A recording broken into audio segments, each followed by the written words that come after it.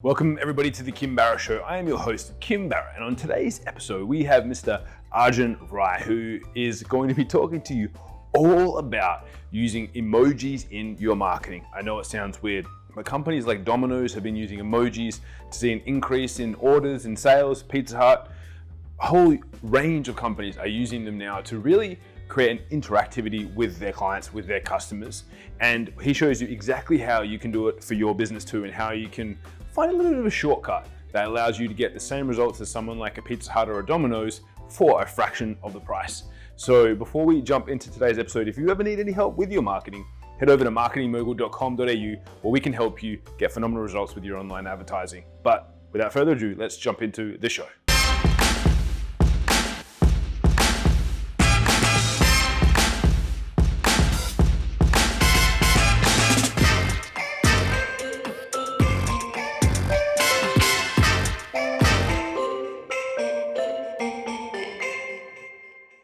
Good, sir. Thank you so much for joining us today. Really appreciate you making the time. Absolutely. And thanks so much for your time. Pleasure. Pleasure's all mine.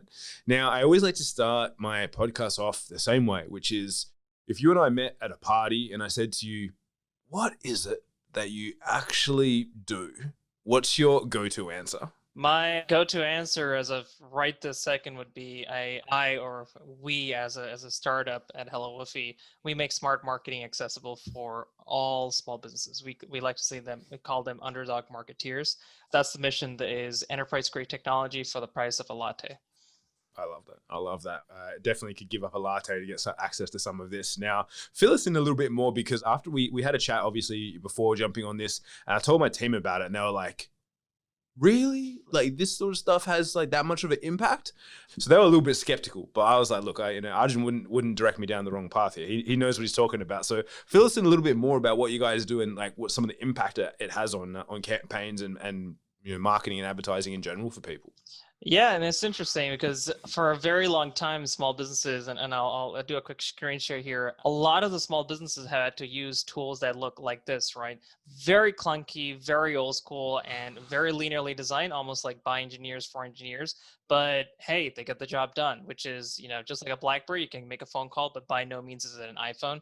In our case, obviously you can put in social content, you can schedule it when to post, where to post, and that's it. But how do I tell you as a platform what you could have done better, right? Was it the emojis you could have done better with? Was it the text, the hashtags? That's how you get discovered. Was it the image, the size of the image, or what's in the image? None of those, data points or in questions are ever answered. And so you're kind of left in a position where you're kind of winging it, and you're kind of taking gut-based decisions when it comes to marketing, right? But guess what? Your biggest competitors, the biggest competitors in your industry that have unlimited marketing budgets, they're not winging it. They have hundreds of people working on their campaigns. They have expensive tools that look, more like this, which makes you feel like you need a PhD in marketing. And also they're spending hundreds of thousands of dollars. This would probably cost you $50,000 to $500,000 in the US to use a tool like this. But again, even they don't have any sense of intelligence built in, because again, you have to curate your own content, you have to use your own intelligence. So one of the benefits of our platform is, first of all, there's a lot of white space. We just believe that if you're giving a blunt knife to a chef, he's not going to be happy. If you're giving a broken hammer to a carpenter, good luck getting anything built, right? So a lot of white space, everything is colored, and the colors indicate functionality. So purple, to your point, are all of the campaigns. Every time you schedule a campaign, every time you look at a feature that's creating a campaign, that is purple. Every time you're doing something related to single posts, which are just one-time posts, and you can launch those from the library, which is where all the content is stored, or directly from here, everything will be in a light blue color. And that's to kind of help you grasp the idea of what is long-term scheduling in terms of content distribution, and what is one at a time short-term distribution, right? Simply put, we also don't leave you, to your own devices. Like if you want to start typing content, all you have to do is just say, how are, and it gives you the suggestions of, oh, hey, Kim, do you mean how are you? Of course I do. Exactly. Tab my way through. And then I can say, I love you and my coffee, which I didn't make coffee today, so I am missing coffee. And of course we do love you, Kim.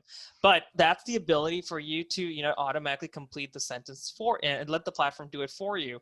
Now, of course, emojis are incredibly important. This is a hidden secret of marketing today, and don't take my word for it, take the word from Adobe, right? Emojis tend to drive significant uplift in engagement. And if you take a look at a report by Adobe called the Emoji Trend Report, not too old, just about a year old, you'll see that emojis tend to drive double-digit uplifts in engagement, but also purchase intent. People are willing to buy more and be in a more transactional mindset. So then we obviously want to figure out which emojis are good to use, which ones you shouldn't be using. In fact, we go one step further, we figure out which emojis are actually being used in real time. And one of the best ways I can show you exactly how this works is if you type in, and this is a search engine we built to kind of give you a understanding of how the back end works. This will start figuring out why are we giving you those emoji recommendations based on those words, based on those hashtags. It's very much like teaching a kid contextual language. It's not about the chair being just a chair with four legs. It's about the chair goes well with the living room, that goes well with the dining room, and so on and so forth, right? This is all available for $4 or $5 a month. This is the data science we give you at your fingertips. Then that's kind of the capability we're really talking about when it comes to giving the underdog, the small business owner, just an unprecedented capability to win.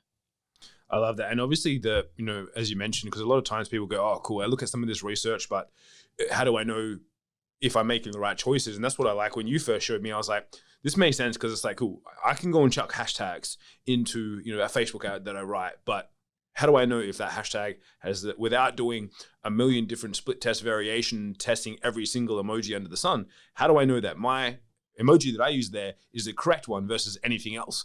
And that's what you guys pull together, right?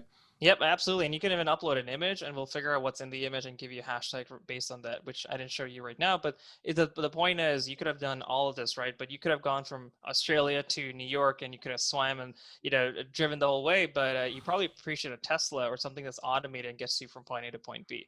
And this helps you focus on the rest of your business. Love that. And so what sort of, obviously you mentioned there's some quite big companies that have been using it, but what are some of the wins of the smaller guys that you guys have seen? Because obviously I know you guys work with quite a number of people where they've gone, cool, we've used some of this, and what have been some of the benefits for them that have come out of using this, what would almost be enterprise level software for the price of a latte?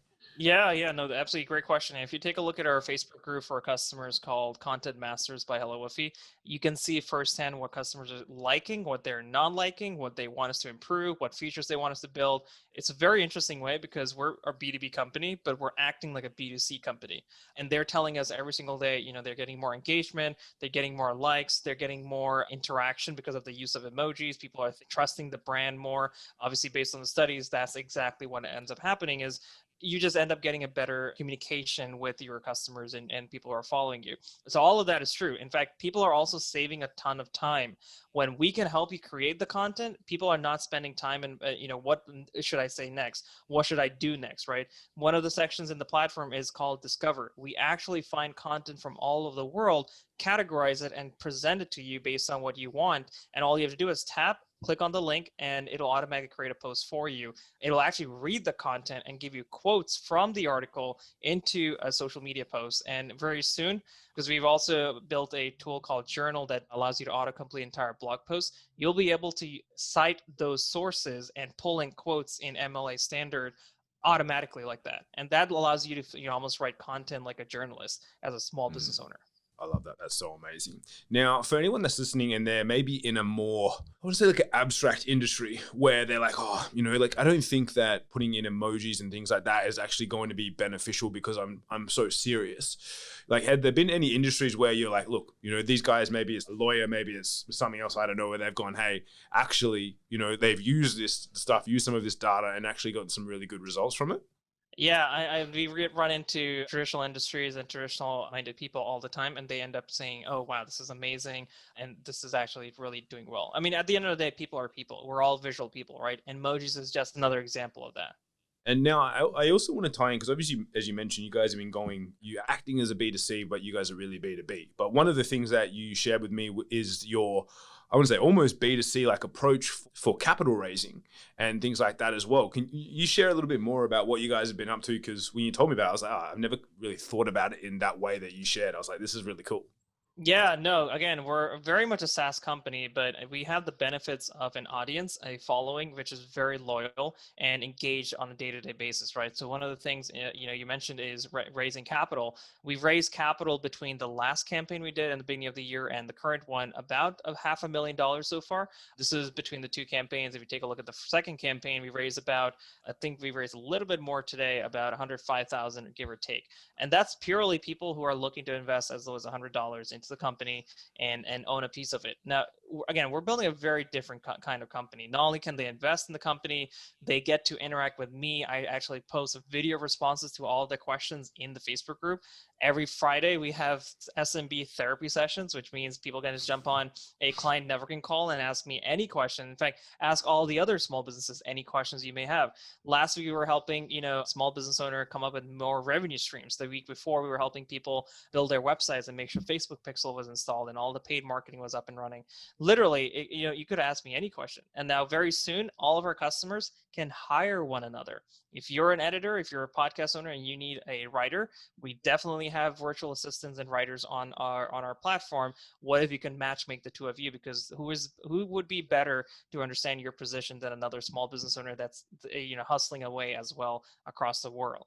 And so that's kind of how we're approaching it, is using our membership and our audience, not just for seeing how many customers we can get, but actually providing value beyond the platform, which itself is very valuable. It's, as a whole. And so why did you choose to go down the route of almost like crowdfunding your capital raising versus a traditional capital raise? Like, what was some of the thoughts, and what have you seen now that you've done that? Some of the pros and some of the cons for anyone else that's out there, maybe they're potentially looking at that. Yeah, highly recommend it. And good thing is we were doing this while COVID was happening. A lot of institutional venture funds were pulling their capital. They were not deploying it. That, there was a lot of emotions in there. The consumer market, as far as the Republic platform is concerned, you can talk to the Republic guys. They were getting investments, happening weekly. And the reason why we did it is because we were on a TV show called Meet the Drapers. It's hosted by the billionaire Tim Draper, who's invested in our company 3 times overall in the last year. And we ended up winning second place there. And they had a partnership with Republic that allowed them to, kind of use the publicity to help with the campaign overall. So that was really the reason why we did it. And then we did it again because, it was an automated way to raise capital. And we may consider doing, future raises similarly. That's really cool. So when you do it in that way, as someone who invests as little as $100, what does that mean for them in the scope of the company? So they put in $100. What does that mean from from an outcome perspective from them for their investment? Yeah, so I mean, just in the last 2 rounds, right? We did one Reg CF in the beginning of the year. We're doing one right now. The valuation has gone from 5 million to 9 million. So people who invested back then obviously had their investments have appreciated a little bit. People who invested before the campaign at the $3 million valuation, their investments have tripled on paper. It's just a matter of a numbers game, and if we do, in the future get acquired or if you IPO, all the math and all that stuff, plays out there. Unfortunately, I can't talk too much about it because of Securities Exchange Commission rules and regulations, but that's pretty much the gist of it, how that works. And so is there any, as you mentioned, don't want to delve into that too much on the securities and exchange side, but so is this, is it considered the same as any normal kind of capital raising, or is there any, for someone, if they go, that actually sounds like a really cool idea and something I want to do, are there any extra hurdles that you guys had to jump through to be able to get listed on the platform? Yeah, and everyone can go to our page to see all of that. There is a special section called Documents where you can see all the documents we filed with the SEC. For audiences globally, the SEC is a government arm that manages all of all things related to capital raising, stock markets, and things like that here in the United States. So you can see we filed something called Form C. We did a Form CAR, which is an annual review. All of our financials are also up there. So things of that nature. There are a couple of loops here and there, but it was a few $1,000s to get it done. Nice. And so is it only for the USA based companies, or if someone's listening in Australia, are they able to jump on that sort of stuff as well? We have investors from all over the world. I know there are certain parts of Canada which are not allowed to invest, but I would direct everyone to the Republic site because they have a list and they have an FAQ section for all of that. The republic.co awesome. Website. Yeah. Beautiful. Awesome. We'll link all that in the show notes as well. And so with everything that you've got going on, you kind of when we first chatted, I was like, you seem to be quite on top of everything, all the new stuff that's going on. You guys are leveraging a whole bunch of different data stuff that I didn't even know existed that you could pull and whatnot. How do you see the next couple of years panning out without stretching too far? Like, what else are you seeing that maybe other people might not be aware of because you're in the industry, you're working with SaaS and you're working with a whole bunch of different, technology that a lot of people don't know about? Yeah, and the funny thing is, knowing our competitors really well, even if they know that there's something new coming, they still ignore it, which is typical, right? For a big company, they tend to be very slow to. They tend to be deploying product every quarter, every year. We're deploying product every week. That's how fast we're building our companies. We're building a new company every month.